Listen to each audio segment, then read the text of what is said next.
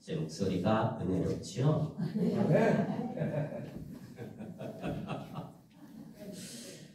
저도 가끔씩 감기 걸리면 제 목소리가 굉장히 낯섭니다.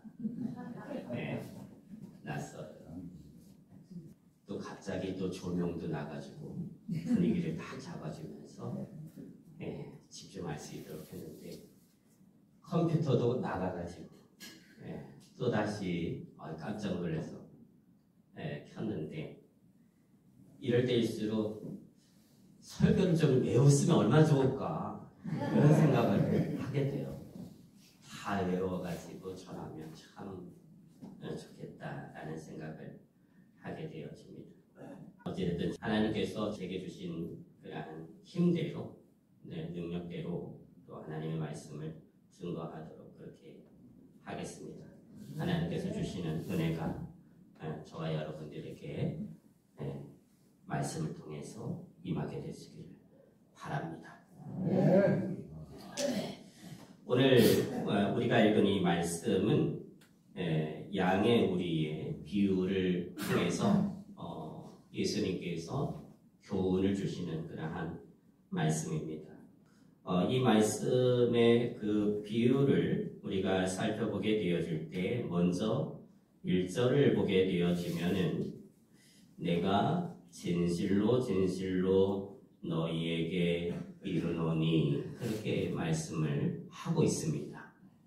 내가 진실로 진실로 너희에게 이른다라고 했을 때 이것을 말씀의 그 원문에서 찾아보게 되어지면은 아멘, 아멘입니다. 그러니까 내가 진실로 진실로라고 했을 때 그 진실로 진실로가 아멘, 아멘이 되어지는 것이죠. 그리고 그 아멘, 아멘이라고 하는 말의 의미는 강조가 되는 것입니다. 강조가 되는 것이죠. 그리고 이 말씀은 예수님께서 하신 말씀이고 또 이 말씀의 비유를 듣게 되어진 대상이 있는데요. 그 대상들은 바로 그들입니다. 그러니까 그들에게 예수님이 진실로 진실로 하면서 말씀하시는 거예요. 그러면 그들이 누구일까? 굉장히 중요하겠지요. 이 말씀을 듣는 대상이 누구인지 우리가 살펴보게 되어지면 그 사람들은 그 이전에 10장 이전에 있었던 사람들입니다. 연결되어져 있거든요. 그 사람들이 누구냐 하면 본문에는 이제 그들이라고 되어져 있는데 그 사람들은 바로 바리새인들입니다. 예수님과 함께 있고 또 예수님의 말씀을 듣고 있었던 그 바리새인들. 그 바리새인들에게 예수님께서 이렇게 말씀하시는 것이죠. 내가 진실로 진실로 너희에게 말한다 라고 하면서 강조하시는 거예요. 그러니까 너희는 이 말을 꼭 들어야 되고 반드시 마음속에 새겨야 돼 라고 주님이 강조하시면서 그들에게 말씀하시는 것이죠. 그만큼 이 바리새인들 그리고 유대인들, 예수님을 배척하게 되어진 그 유대인들, 이런 사람들에게 이 말씀은 너무나도 중요한 말씀이고 그들이 반드시 들어야만 하고 가슴에 새겨야 될 말씀이다 라고 하는 것을 전제하면서 예수님이 주시는 말씀이다 라고 하는 것입니다. 그렇다고 한다면 예수님의 말씀은 무엇일까요? 첫 번째, 너희는 절도요 강도다 라는 거예요. 와, 예수님 굉장하시죠? 아주 그냥 보란듯이 그들에게 말씀하시는데 뭐라고 하냐면 니들 반드시 들어야 될 게 있어. 반드시 너희들이 알아야 될 게 있어. 잊지 말아야 될 게 있어. 반드시 깨달아야 돼 라고 하면서 하시는 말씀이 니들이 강도고 니들이 절도야 말씀하시는 거지. 여러분, 양의 우리에 들어갈 때 양들은 어떻게 들어갑니까? 우리는 양 쳐본 분 혹시 계시나요? 저 이거 진짜 힘들더라고요. 이런 거 다 설명하려고 그러면요. 쳐봤어야 알죠. 쳐봤어요. 양을. 돼지는 길러봤는데 저희 집이 예전에 돼지를 길렀었거든요. 그래서 뭐 밥 주고 뭐 이런 것들 나야봤는데 양은 안 길러봤단 말이죠.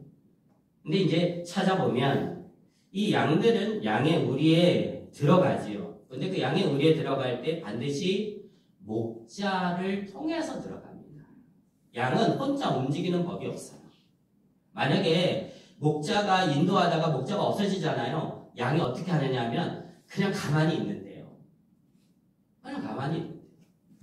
그러면 어떻게 해야 될까요? 목자가 나타나야만 된다는 거예요. 그래야 움직이는 거예요. 목자가 움직이는 거예요. 그러나 그 당시 양을 훔쳤던 강도들은 어떻게 하냐면 문으로 절대 안 간다는 거예요. 어떻게 해요? 담 넘어간다는 얘기죠. 그러면서 양의 우리로 들어갑니다. 몰래. 그것에 빗대어서 예수님이 그 비유를 드시면서 빗대어서 우회적으로 예수님이 자신들과 함께 있는 그 바리새인들과 유대인들에게 말하는 것이죠. 너희들이 바로 그런 강도고 절도야 라는 것이에요. 여러분 오늘 우리가 읽지는 않았지만 이 전장인 요한복음 9장에 보면요. 태어나면서부터 맹인이었던 사람이 예수님을 만나 눈을 뜨게 되는 사건이 기록되어져 있습니다. 기적이죠. 표적입니다. 그 사람이 간증을 했던 말씀이 있거든요. 내용이 기록되어져 있는데 그가 이렇게 말을 해요. 창세 이후로 맹인으로 난 자의 눈을 뜨게 하였다는 것을 내가 듣지 못했다. 그런데 무슨 말이에요? 그분이 나를 뜨게 했다는 이야기예요. 그러니까 그분이 누구예요? 예수님입니다. 창세 이후로 하나님께서 세상을 창조하시고 난 이후로 여태까지 내가 눈먼 자로 태어난 자가 눈을 띄었다라는 이야기를 나는 들어본 적이 없습니다. 그런데 그 놀라운 이적을 저분이 행하셨어요. 그분이 행하셨어요. 라고 말하는 것이죠. 그러니 그 일이 자기 자신에게 일어났을 때 여러분 그 일이 만약에 여러분의 일이라고 생각해 보십시오. 그러면은 얼마나 기쁘겠습니까? 예수님을 만나는 게 얼마나 놀라운 일이고 얼마나 감사한 일이에요. 얼마나 행복한 일입니까? 그러면 주변에 있는 사람들이 어떻게 해야 돼요? 같이 기뻐하면 같이 기뻐해야 되겠죠. 근데요 그렇지 않습니다. 그 주변 유대인들이 기뻐하지 않아요. 너 어떻게 난 거야? 예수님 그분이 누군지 모르죠. 그분이 나를 고쳐주셨어. 눈을 뜨게 해주셨어. 그러면서 이야기를 하는데 오히려 그 사람을 데리고 어디로 가느냐? 바리새인들 앞으로 가는 거예요. 바리새인들 앞에 데려가가지고 신문을 당하게 해요.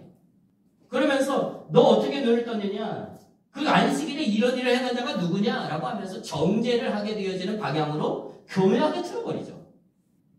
그러니까 정말로 은혜로운 사건인데 그 은혜로운 사건을 완전히 비틀어서 뭘로 만들어버리냐면 정죄의 사건으로 만들어버리는 거예요. 그냥 죄인으로 만들어버리는 거예요. 은혜는 다 사라져버리게 만들어버리는 거죠. 참 놀라운 이 인간의 교만하고 간악함을 볼 수가 있습니다. 이런 거는 참 우리 주변에서 쉽게 보지는 못하지만 정치 같은 데서 보면 너무나 잘 보는 것 같아요. 참 너무 안타까운데요.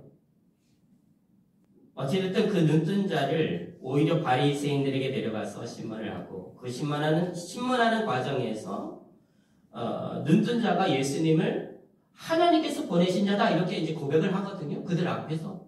그러니까 그 말이 무슨 말이냐면 직설적으로 말하면 예수가 그리스도다라고 하는 말과 일치가 되어지는 것이죠. 그게 어떻게 합니까? 그 사람 출교시켜버리죠. 쫓아내버립니다. 성경에 쫓아냈다라고 말하는데 그 쫓아냈다는 게 에이 저리 가! 하고 내친 게 아니라 이게 뭐냐면 유대 공동체로부터 해당의 그 공동체로부터 쫓아냈다라는 얘기예요. 출교시켜버렸다라는 얘기예요. 그러니까 그것으로 인해서 그 사람은 그 공동체에서 죄인이 되어져 버리는 거죠. 완전히 죄인으로 그렇게 정죄하는 것이죠. 모든 사람들이 다. 저 사람 누구야? 고침받은 사람이 이게 아니고 저 사람은 출교당한 사람이야 라고 하는 것으로 이제 정죄가 됩니다. 자기들이 할 수 있는 악을 가장 교묘하게 이 사람에게 행하는 것이죠. 유대 공동체 안에서 살 수 없도록 종교적으로 안매장을 하는 것입니다. 그래서 예수님이 말씀하시는 거예요. 너희들이 절도고 강도야. 오늘날에도 예수님의 구원하심의 역사를 빼앗고 짓밟았던 바리새인들과 똑같은 일들을 행하는 사람들이 있습니다. 그 가운데 기독교 지도자라고 하는 사람들도 있죠.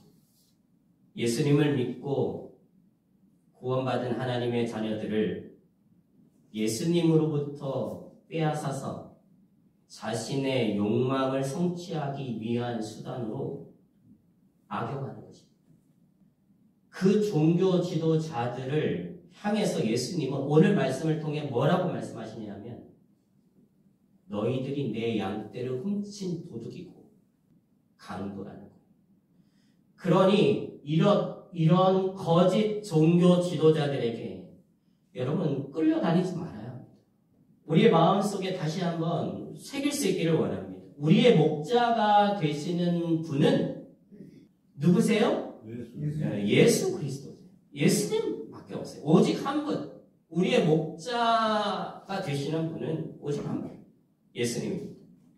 예수 외에는 그 어떤 사람도 우리의 구원주가 될 수 없습니다. 왜요? 로마서 3장 23절에 기록되었듯이 모든 사람이 다 죄를 범하였기 때문에 그래요. 그렇기 때문에 죄인이지 목자가 아니에요. 모든 사람은 다 죄인입니다. 세상 사람들만 죄인이 아니고요. 예수 믿는 사람들도 다 죄인이에요. 저도 죄인입니다. 그럼 다른 게 뭐예요? 다른 게 있다고 한다면 세상 사람들은 아직 하나님께 용서를 받지 못한 예수를 그리스도로 영접하지 못함으로 말미암아 용서받지 못한 죄인이고요. 우리는요. 예수를 하나님의 은혜로 말미암아서 믿음으로 예수 그리스도 안에서 용서받은 죄인이 되었다라고 하는 것입니다. 그게 다른 거예요. 그러나 나는 여전히 죄인이라는 것이죠. 용서받은 죄인입니다. 그러므로 목사도 죄인이요. 예수 그리스도 안에서 용서받은 죄인입니다. 장로님도 죄인이고요. 예수 그리스도 안에서 용서받은 죄인입니다. 권사님도 예수 그리스도 안에서 용서받은 죄인이요. 집사님도 예수 그리스도 안에서 용서받은 죄인입니다. 이것을 잊지 말고 기억하라고 여러분 교회 예배당 맨 앞에 예수님께서 나를 위해서 십자가에 못 박히셨음을 기억하라고 이 십자가가 있는 거예요. 이 놀라운 은혜를 받은 내가 어떻게 예수님의 구원하심의 역사를 빼앗고 짓밟는 그러한 바리새인들의 일에 내 발을 들여놓을 수가 있겠습니까? 하지 말아야. 그런 죄의 자리에 혹여나 내가 있음을 오늘의 말씀을 통해서 내 안에 계신 성령 하나님께서 깨닫게 해주신다면 우리는 그 자리를 떠나야 하는 것이에요. 그 자리가 어떤 자리이든 심지어 그것이 교회라고 할지라도 진정한 의미에서 그 교회는 주님의 교회가 아니에요. 떠나야 하는 것입니다. 두 번째로 바리새인들과 유대인들에게 강조하신 예수님의 말씀은 3절에서 5절에 있는데요. 제가 3절에서 5절에 있는 말씀을 읽겠습니다. 제가 이 말씀을 읽는 동안에 모든 절에서 공통적으로 들어가 있는 단어가 있거든요. 무엇인지 한번 찾아보시기 바랍니다. 제가 읽겠습니다. 문지기는 그를 위하여 문을 열고 양은 그의 음성을 듣나니 그가 자기 양의 이름을 각각 불러 인도하여 내느니라.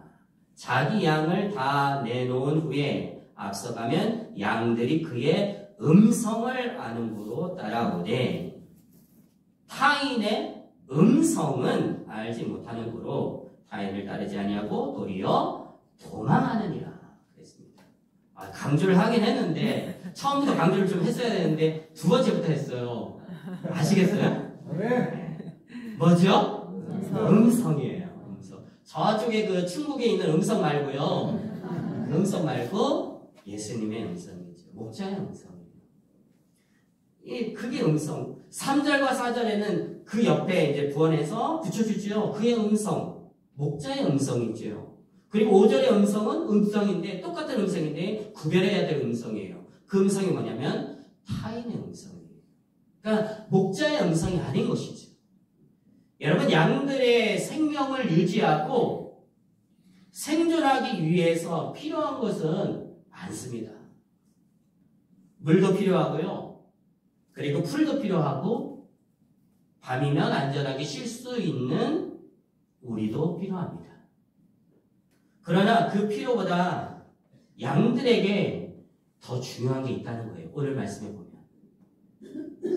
그 양의 모든 필요를 온전히 충족시킬 수 있고도 남는, 그래서 정말 양이라면 가장 먼저 그리고 가장 훈련받아야만 하고 나가기 전에 익혀야만 하는, 몸에 배어야만 하는 중요한 것이 있다라는 것이죠. 그것을 예수님께서 말씀하시는데 그것은 바로 양들의 목자가 되는 그 목자의 음성을 듣는 거예요. 그게 가장 중요하다는 거죠. 그러니까 목자의 음성을 양이 들을 때 그 양은요, 목자의 인도와 보호를 받습니다.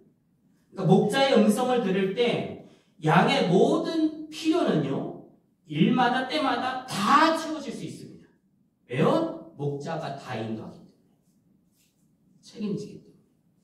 그러니 목자의 음성을 듣는 것보다 양에게 더 중요하고 더 시급한 것은 없다는 것. 그것이 주님께서 진실로 말씀하시면서 강조하시면서 바리새인들에게 말씀하고 있는 거예요. 그러나 목자이신 예수님의 이 말씀을 바리새인들과 함께 있었던 유대인들은 도무지 알아듣지 못합니다. 나중에 가면요, 막 화도 내요. 그 사람들이 누구예요? 나는 양이라고 생각하는 사람들 아닙니까? 나는 하나님의 택한 백성이고 하나님의 인도를 받는 양이다라고 하는 데 있어서 추호의 의심도 없는 사람들이 바리새인들 아닙니까?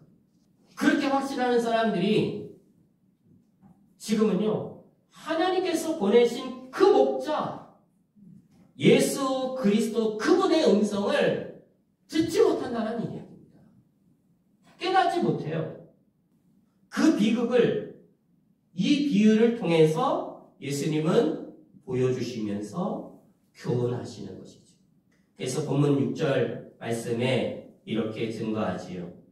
예수께서 이 비유로 그들에게 말씀하셨습니다.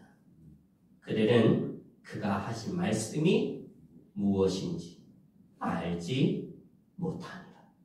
예수님의 음성을 못 들었다는 얘기. 비극 아닙니까? 나는 하나님의 어린 양이라고 하는 하나님의 택하심을 받은 이스라엘 백성들의 영적 지도자라고 하는 사람들이 그 비극의 한 중앙에 서 있는 것을 보여주고 있는 것이죠. 나는 누구입니까? 한번 여러분 속으로 이 질문에 대답해 보시기 바랍니다. 나는 누구입니까? 난 정말 그리스도인입니까? 난 정말 예수님의 양입니까?